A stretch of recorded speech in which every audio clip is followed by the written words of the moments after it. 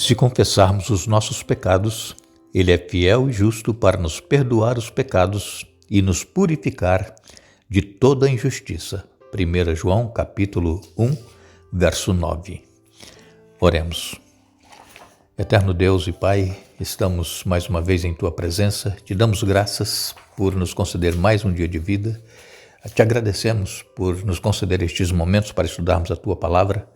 Pedimos, Pai, que o Teu Espírito Santo esteja presente conosco neste momento, abrindo a nossa mente, nos ajudando a entender o que nós estudarmos e colocarmos em prática em nossa vida. Pedimos que tenhas misericórdia e compaixão de cada um de nós, especialmente os que estudam conosco a Bíblia e que nos escrevem pedindo orações. Tu conheces os problemas que cada um tem, as necessidades, que permaneçam firmes na fé, certos de que Tu tens o Teu tempo, irás fazer o melhor por cada um de nós. E acima de tudo, nos mantenha firmes na esperança de um breve encontro contigo, quando estaremos para todo sempre na Tua presença. Queres, ó Pai, abençoar ao seu Florentino e especialmente a sua esposa Ana Luísa, que hoje completa mais um ano de vida. Abençoes também Meire Ortega, necessita de um milagre, Tu sabes qual é. Abençoes Ilceia Corrêa dos Santos Victor. Abençoes Maria das Graças Ferreira, Manuel Fernandes, Ednair Braga e todos os nomes que eles citam nos pedidos que nos enviam. Que Tu dês vitórias a cada um, Pai. Que sintam a Tua presença, o Teu poder atuando e que sejam agradecidos por tudo quanto fazes. Em nome de Jesus nós pedimos e agradecemos. Amém. Daremos sequência ao nosso estudo. Estamos essa semana falando sobre conhecermos a Deus e no estudo que fizemos ontem nós falamos que Deus, Ele é onipotente, Ele é onisciente, Ele é justo, Ele é misericordioso, Deus é paciente, Ele nos ama, Deus, Ele é sabedoria, graça, perdão, enfim, é o caráter de Deus.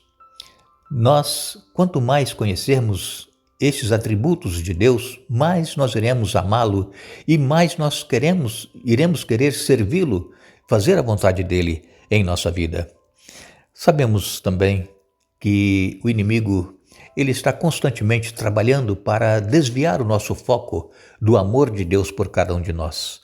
Satanás ele tem procurado colocar diante de nós coisas que nos levam para outros caminhos, para outras decisões que nós tomamos, a não ser a decisão de ouvir a voz de Deus e fazer a vontade dele em nossa vida.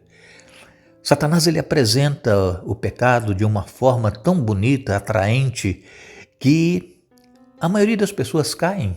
Mesmo aqueles que são escolhidos têm que cuidar para que não caiam, porque a tentação ela é muito forte. Cada vez que os dias irão se passando e estamos nos aproximando do fim, mais sutis e fortes serão as tentações sobre nós. Então nós precisamos, irmãos, ter uma vida de constante oração, uma vida de constante estudo da Palavra de Deus. Nós deveríamos procurar evitar ficar em redes sociais, olhando coisas inúteis, e quando nós começamos a olhar as redes sociais, as horas passam tão rápido e nós não percebemos, e aquele tempo que nós poderíamos ter em comunhão com Deus, em conhecer a esse Deus, nós vamos perdendo esse tempo com coisas que vão nos desviando do nosso foco, que deve ser a vida eterna. Deus ele é um Deus santo, e o que nós iremos hoje falar um pouco sobre a santidade de Deus. Santidade, aqui no caso, não é uma palavra utilizada com frequência, talvez porque haja tão poucas realidades verdadeiramente santas ao nosso redor. Por exemplo, sabemos que o 7º dia da semana é um dia santo, o sábado é santo. E acima de tudo, Deus também, Ele é santo. No entanto, a vida humana costuma estar longe da santidade. Quantas vezes nós passamos as horas do sábado conversando coisas banais, coisas que não são para o nosso crescimento espiritual? Nós profanamos o dia de sábado. O dia de sábado deve ser um dia de deleite, de gozo para todos nós. É um dia em que nós deveremos desfrutar o que nós pudermos da presença de Deus, estudando, orando, indo à igreja e sentindo a santidade de Deus nesse dia. Deus, quando ele criou o ser humano, quando ele deu forma a este planeta, Deus, no sétimo dia, diz aqui a palavra de Deus, Deus descansou de toda a obra que havia feito. Deus abençoou e santificou o dia de sábado. Então o dia de sábado ele não é para nós cuidarmos dos nossos próprios interesses. O dia de sábado não é para nós irmos atrás dos nossos negócios, não é nós irmos atrás de fazer compras nas horas do sábado. O dia de sábado não é para nós estarmos envolvidos com festas. Por quê? Porque nós estamos então cuidando do nosso interesse e não do interesse de Deus.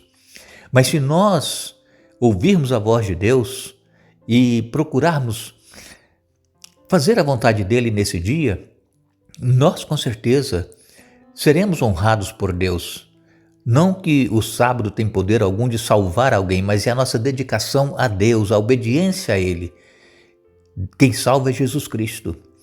E como nós dissemos ontem, somos salvos pela graça para obedecer e não para fazer a nossa própria vontade. E muitas pessoas não entendem isso. Pensam que nós seremos salvos por guardarmos o sábado. Não é nada disso. O sábado é um dia para nós dedicarmos exclusivamente para fazermos o bem às pessoas, para nós adorarmos a Deus com mais inteireza de coração, porque durante a semana nós também adoramos a Deus, buscamos a presença de Deus de domingo a sexta-feira. Mas o sábado são 24 horas exclusivas para a adoração a Deus. Então nós temos que entender que o sábado não salva ninguém, mas por termos sido salvos pela graça, pelos méritos de Jesus, nós obedeceremos e faremos a vontade de Deus. Não existe na Bíblia nenhuma passagem que autoriza nós observarmos ou descansarmos em um outro dia da semana que não seja o sábado. Mas, infelizmente, a maioria da humanidade, inclusive a maioria dos cristãos, devido a uma mudança que foi feita no calendário, eles preferem seguir a maioria, buscando a Deus no dia que não é o dia que Deus reservou para a sua adoração. Então nós precisamos pedir a Deus que abra nossa mente, nos ajude a entender e aceitar este dia santo, porque é um Deus santo que instituiu esse dia para o nosso descanso. Quando nós então estudamos os atributos de Deus, como nós falamos ontem, o caráter de Deus, nós iremos perceber a santidade que está no centro de tudo que Deus é. Aqui em Levítico, capítulo 20, e no verso 26, Levítico 20, verso 26, está escrito: sejam santos, pois eu, o Senhor, sou santo. Separei-os de todos os outros povos para serem meus. Vejam, Deus é um Deus santo e Ele nos separou de todos os outros povos para sermos de Deus. Sede santos, porque eu sou santo. Então nós precisamos, irmãos, apesar de sermos pecadores, procurar humildemente pedir a Deus forças para que possamos estar fazendo a vontade dEle, não cometendo profanações em nossa vida, sabendo que estamos sendo profanos, mas que possamos buscar, pela força e o poder do Espírito Santo em nossa vida, fazer o melhor para Deus. Sozinho nós não conseguiremos fazer nada. Em 1 Samuel, capítulo 2, e no verso 2, nós lemos: ninguém é santo como o Senhor, não há outro além de ti, não há rocha como o nosso Deus. Não existe santidade fora de Deus. Ninguém é santo como o Senhor e não há outro além de ti. Vejam, não existe nada, não existe imagens que nós iremos adorar porque é um santo, é uma pessoa que foi um apóstolo, foi um discípulo e se tornou um santo. Não.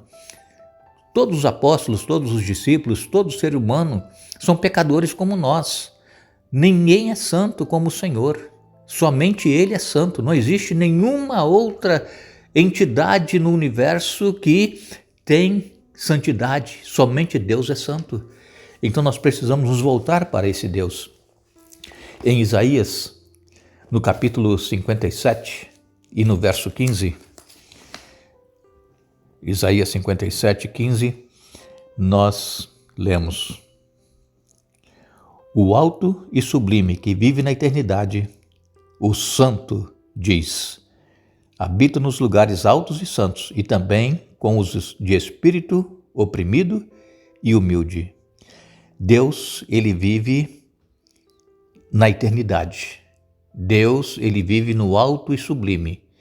E ele é santo, e ele diz então que nós, se nos humilharmos, ele estará habitando em nós com os de espírito oprimido e humilde.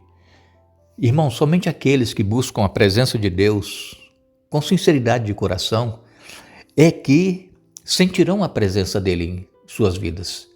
Se nós dizemos que cremos em Deus, até os demônios creem e estremecem.